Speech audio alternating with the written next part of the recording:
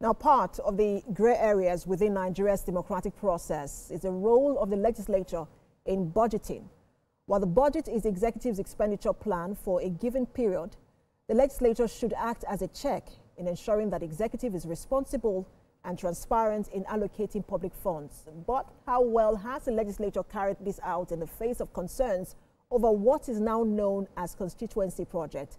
I am now being joined by TVC News On to throw more light on this. Uzona, interesting conversation I guess it will be tonight. Well, I hope it's going to be interesting too.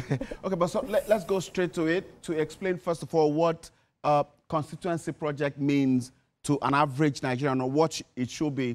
First is the Constituency project, also known as Zonal Intervention Project, is a project nominated by predominantly legislatures, federal legislatures as we are considering now. It can also apply in states or local government, but it's a project that are usually nominated by them. It is funded through the budget, particularly tied to budgets of certain MDAs that are connected to whatever project that is. But what we have seen over time is that some of these projects are dumped even in MDAs where they have no relationship with. We may find out more of this as we progress and understand it more. What is also worrisome is that the MDAs, in most cases, are not aware that those projects are actually existing in their budget until they get the document back to them. Now, let's look at 2025 budget. The largest part of the 2025 budget is made up of the capital expenditure, which is 23.96 trillion naira. This is the total. The total is 56.99 trillion, the total budget for the year, which capital expenditure is 23.96, followed by debt servicing 14.32, and then recurrent expenditure 13.64, while statutory transfer takes 3.65 trillion. But look at this place. This is where it gets more interesting. The total budget of 54.99 trillion. Out of this, Constituency project is taking 6.93 trillion, which is 12.6% of this total budget. Remember that these projects are tied to the capital expenditure. So this is taken out of this, and 6.93 trillion is about 30% of the total capital expenditure project capital expenditure as budgeted in the 2025 budget. In the Constituency project for the year that we have in the budget this year is about 11,122 projects. I said earlier, and I want to repeat before I proceed, that most of those projects are unknown, even to the MDAs, to the ministries, departments, and agencies to which the projects are attached to.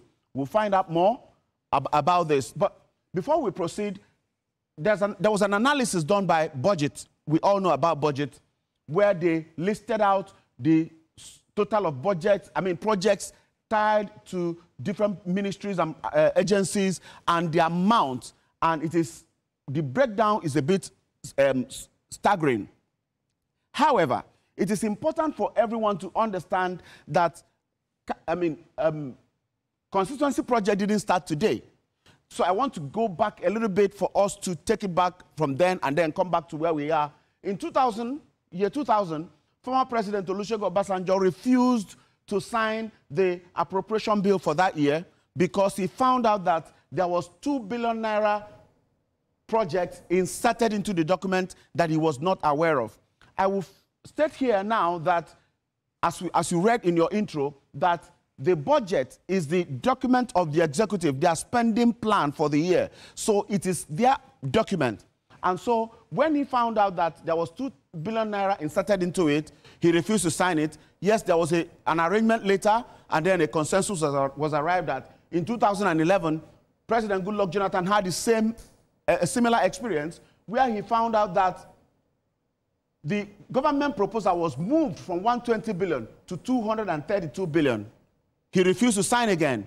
That difference is usually inserted by the members of the National Assembly while they are considering the budget in projects that are unknown even to the MDAs that are supposed to have overseen those projects. Now, in 2020, President Muhammadu Buhari had similar experience in 3 different occasions. This is just the ones that we extracted to make this, to explain all of this. He had, in 2020, same experience, 2021, 2022. He had similar experience all through. And remember that we are now in 2025. Now, in 2025 budget, 39% of the insertions, 39% of insertions made in the budget, covering 4,371 projects, worth 1.72 trillion naira, are all domiciled within the budget of the Ministry of Agriculture. However, the Ministry of Agriculture were not aware of those budgets, of those items, or those projects until the document came to them. Now, this may not make any meaning. It may not mean a lot until you go down to understand that those insertions moved the budget of the ministry by 12.4%, from 242.5 billion to 1.95 trillion. Does it still make sense? Let's keep moving. It will make sense. Now, let's zero down to one particular example, just one example for today. There are several of them. And that is the Federal Cooperative College, Ojiriva. By the name, this is a school that trains people on how to run cooperative societies. Cooperative societies. This is what the school does, this school. So this is the mission. If you go to their website, this is the mission that is stated on the website of the institution. But let's see what they have in their budget this year. They have provision for 3 billion naira for utility vehicle. 3 billion naira. An average consideration is that a brand new Hiace bus will cost, I want to make it clear so that we get it very clearly, will cost 170 million. A brand new Hiace bus. Even if the school wants to buy 10 of those buses in a year, it will give us 1.7 billion. Even if they want to buy 10. But the budget provided 3 billion for utility vehicles in 1 year for a school.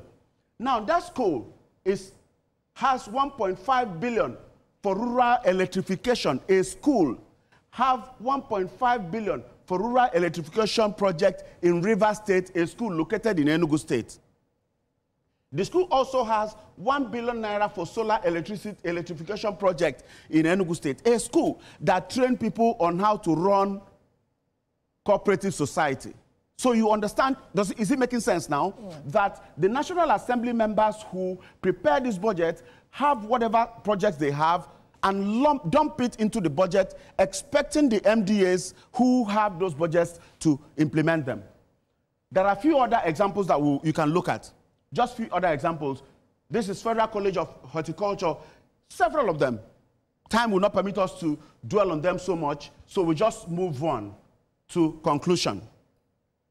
If you look through the entire budget and understand how those projects were planted in all of those places, now you begin to ask yourself, what is the actual duty of the legislature? Is it to make law or to execute projects? Is it to make law and carry out oversight functions, or to shop for projects that they implant into the budget? Our conclusion, my conclusion for today, is that constituency project can stir and enhance development. But what level of due diligence do we usually see carried out in picking those projects that will be executed? Number two, there are overwhelming evidence that ministries and MD and agencies know nothing about the projects until the document of the budget come to them.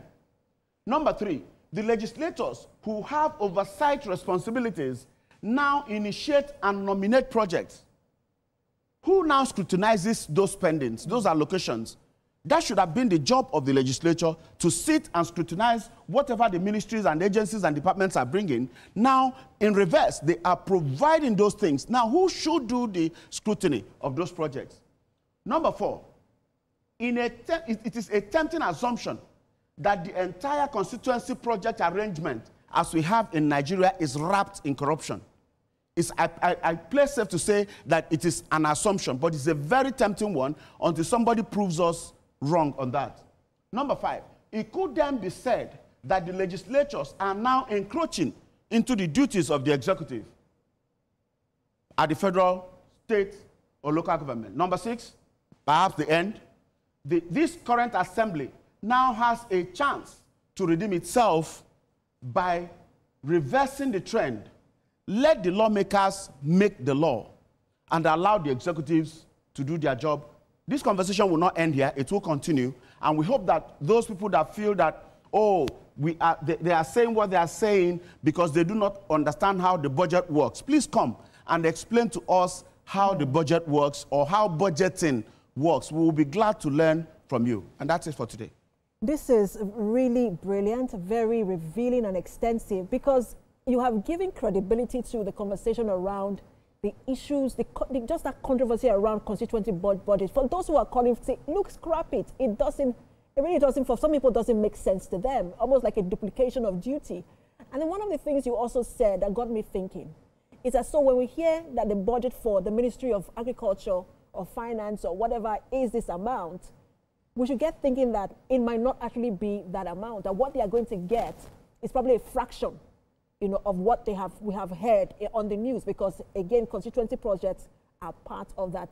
And that is also part of the reason why you can never have a substantial completion of budget at the end of the year. Absolutely. Because most of the projects that are dumped into those budgets, into the document, were not originated by the ministries or the agencies or the departments, so they do not have responsibility. It wasn't in their plan, but somewhere, somehow, somebody inserted them for whatever purpose, and I doubt if there's any other purpose apart from self-aggrandizement and corruption.